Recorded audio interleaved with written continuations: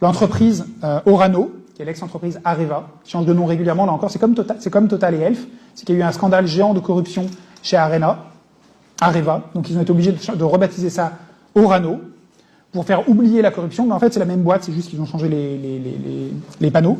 Et donc elle extrayait du Niger environ 30% de sa production totale d'uranium. Et elle exerçait un monopole de fait sur l'industrie d'extraction d'uranium au Niger. Il y avait quasiment que Areva Orano qui occupait ce secteur dans le pays. Et cette exploitation de l'uranium du Niger jouait un rôle clé, notamment dans l'approvisionnement des centrales nucléaires françaises en combustible. En 2007, l'entreprise chinoise CNNC, elle a obtenu une première concession qu'elle a étendue. Areva a été obligée d'ouvrir les mines qu'elle contrôlait à de plus en plus de nouveaux acteurs pour essayer d'obtenir des capitaux supplémentaires pour pouvoir résister à la concurrence chinoise. Mais rien n'y a fait. En juin de l'année dernière, le Niger a retiré toutes ses concessions d'exploitation à Orano. Areva a donc perdu, purement et simplement, ses positions impérialistes.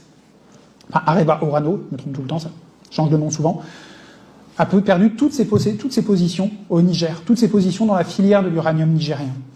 En 2022, un vieil et grand acteur de la France-Afrique, de l'exploitation impérialiste de l'Afrique, Bolloré, a été obligé de vendre, de démanteler tout l'empire économique qu'il avait construit dans les télécommunications et les infrastructures. Avant les années 2020, le secteur des infrastructures et des télécoms, dans tout le golfe de Guinée, était complètement dominé par les entreprises de Vincent Bolloré.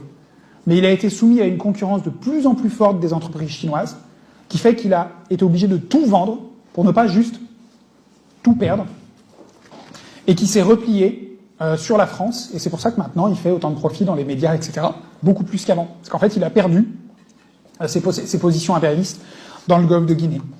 En janvier de cette année, Total s'est retiré du Mali, puis en février du Burkina Faso. Et ça, c'est des listes qui vont continuer. Si je devais refaire cet exposé dans un an, je pourrais vous donner de nouveaux exemples d'endroits dont les entreprises françaises ont été purement et simplement chassées. Parce que c'est un déclin qui est relativement irréversible. L'affaiblissement de l'impérialisme français et sa concurrence face à d'autres puissances est relativement irréversible.